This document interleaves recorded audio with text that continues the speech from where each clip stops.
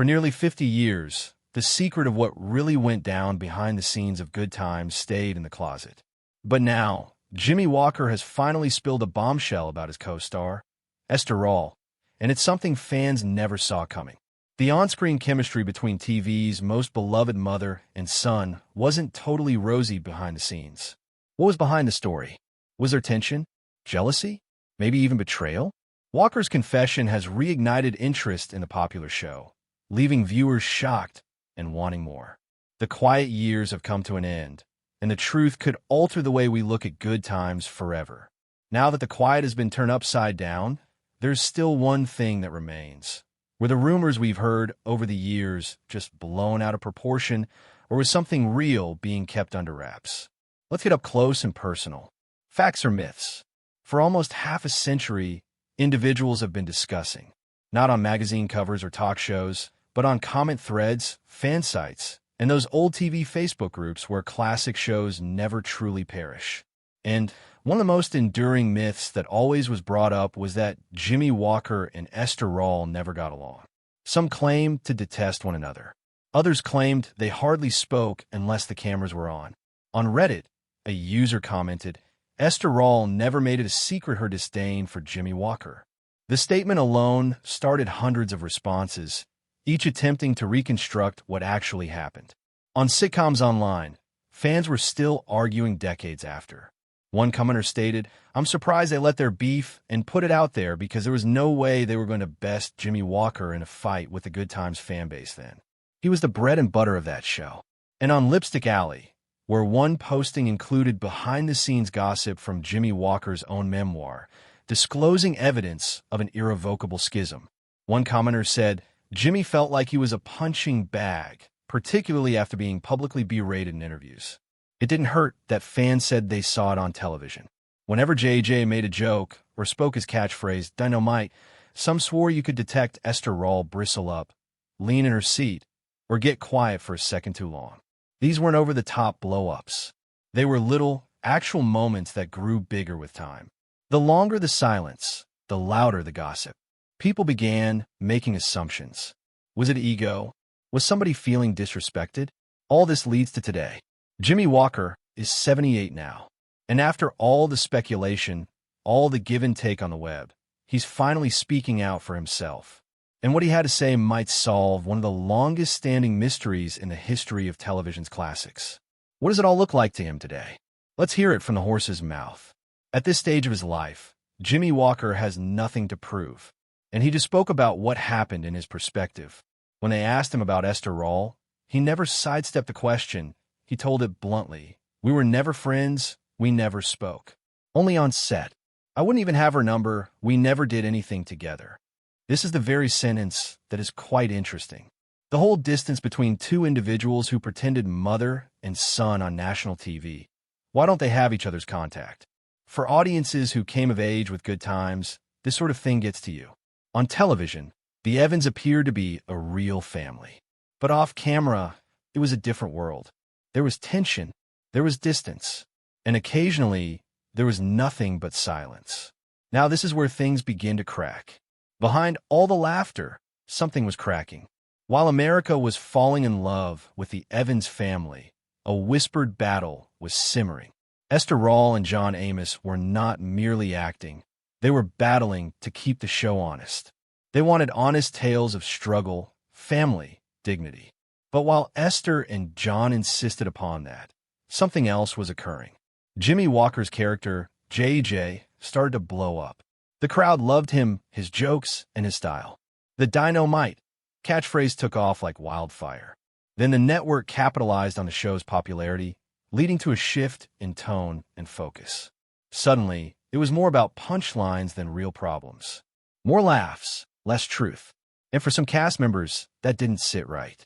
To some, it was entertaining. To others, it seemed as though the heart of the show was escaping. Jimmie never struggled with that change. He was performing what he was told to do, and he was doing it well. But that also made him the face of something his co-stars did not believe in. And that bred space. You could sense it, even if no one discussed it at the time. And now, all these years later, Jimmie's telling them they were never actually friends. But it wasn't due to a huge argument. No, they never did. They were simply two people who differed greatly attempting to do the same job, but do it differently. So now that we have a handle on how far apart things actually were, the question is why? What drew them so far apart, even after the cameras stopped rolling? The real source of the tension, the true tension on Good Times, didn't begin with Jimmie Walker. It began with what his character became. You see, Esther Rolle didn't despise Jimmie. That was never the problem. In fact, she let it be known in an interview. He's 18 and he doesn't work. He can't read or write. He doesn't think. The show didn't start out to be that. Gradually, with the assistance of the artist, I presume, since they couldn't do that to me, they've made JJ dumber and expanded the role. Negative images have been inserted on us through the oldest child character. From that line, it's clear the issue wasn't the actor. It was the role. Esther had a vision for the show. To her, Good Times was meant to show the real lives of black families in America, in particular those who were working class and struggled yet remained dignified. There was room for comedy, certainly. But when JJ became a cartoon character full-blown with loud outfits, catchphrases, and crazy behavior, she felt the show was going down a bad path. It was no longer telling the truth. It was simply describing comedy and fun. John Amos shared that sentiment. Prior to Good Times, he was most well known as the adult Kunta Kinte in Roots. A classically trained actor with a serious take on storytelling, he portrayed James Evans, the stern but caring dad on the show. Like Esther, he thought that Good Times needed to be about something. He told them the writers would rather place a chicken hat on JJ and have him strut around going dynamite, and then they could blow a few minutes and not have to come up with meaningful dialogue. It was more like the farther the writers leaned towards the silly aspect, the more out of touch he felt. The more popular JJ became, the more the writers started framing shows around him. The series began leaning in a direction that had less space for the parents, particularly the deeper, more intense storylines Esther was a believer in. This was not sitting well with Esther. She didn't work on a clown show. And you know how it is. Fans and audiences never disappoint. They caught the tension quickly, but the press wasn't always reliable. A number of articles and magazines quoted Esther inaccurately over the years. One of the headlines gave the impression that she couldn't tolerate Jimmie Walker. Again, however, her statement was explicit. She respected him as an actor. She disapproved of the way the character of JJ monopolized the message of the show. Norman Lear, the creator of the show, also had something to say afterwards. He acknowledged he had expected Rolle and Amos to be more open to Jimmie. Lear felt that their coolness drove Jimmie deeper into himself. He closed up. Rather than being released, things remained quiet, but not so much in a peaceful manner. Nobody pitched tantrums or whatever, but silence between shots spoke volumes. They worked together, but they didn't connect. They arrived, got the job done, and left. Not enemies and not quite friends either. Jimmie, meanwhile, remained professional about the work. He wasn't oblivious to what was going on. He sensed the distance. But he remained true to the script, gave the producers what they needed, and attempted not to ruffle feathers.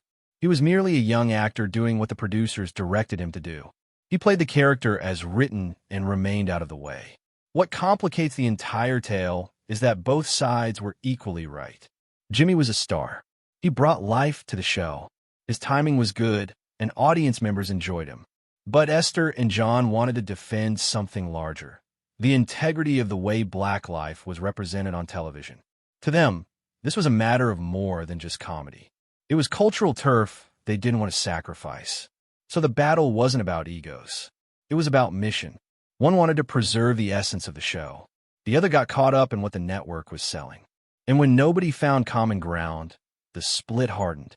This wasn't a personal rivalry. It was a creative gap that never got bridged. But as the cameras continued to roll and the ratings remained high, something was quietly changing in the background. The tension wasn't palpable yet, but you could sense that it was there. And soon, it would become so intense that nobody could just ignore it anymore. Escalation and exit, when everything changed. Behind-the-scenes things on the Good Times set weren't as rosy as they appeared on television. Laughs were genuine, But things were beginning to change behind the scenes. The actor who portrayed James Evans, John Amos, felt as if the series was diverging from what it was meant to be. In a 2021 interview with Essence, Amos recounted, "I quit because I was informed that my services were no longer desired because I become a disruptive factor." He described how he constantly clashed with the writers, who, in his opinion, didn't grasp the realities of Black working-class life. "It was tooth and nail over what we felt was right. And our beliefs were based on the experience," he said. "They were speculating what my response or the character's response would be based on a Beverly Hills perspective. The producers didn't like that, and by season 3's end, Amos was no more. They did a write-off of James Evans in a car accident. In the same way, one of the series' greatest characters was lost. Florida Evans, played by Esther Rolle, wasn't pleased either. She was already uneasy with the way the show had begun to center around JJ's antics, rather than the family's values. She felt it was getting dumber than smart. In an interview, she said, "There's too much clowning on the show, and it's becoming meaningless. I believe that the show does not possess truth, honesty, and sincerity, and does not have the quality that it did when we began." She also departed after season 4. The producers had capitalized on JJ's popularity. Viewers enjoyed his catchphrases and crazed energy, and the network noticed ratings increase.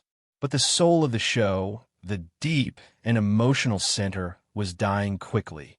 Esther Rolle returned in season 6, but only after renegotiating for higher compensation and greater control over the show's direction.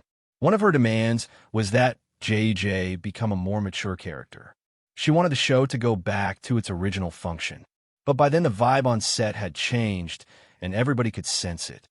Without John Amos, and with Esther Rolle returning under new conditions, the original fire of Good Times was lost.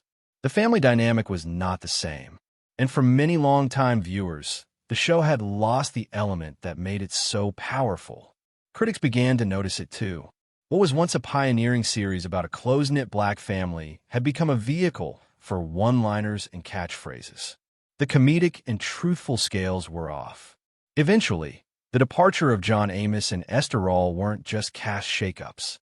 They became a metaphor, a testament to how quickly something worthwhile can be brushed aside for the sake of entertainment. There's one point in season 4 when Florida, Esther Rolle, discovers James, John Amos, is deceased. She is standing in the kitchen, holding a shattered plate, and yelling, "Damn, damn, damn." Until today, folks still discuss that scene. Not because it's dramatic, but because it felt real.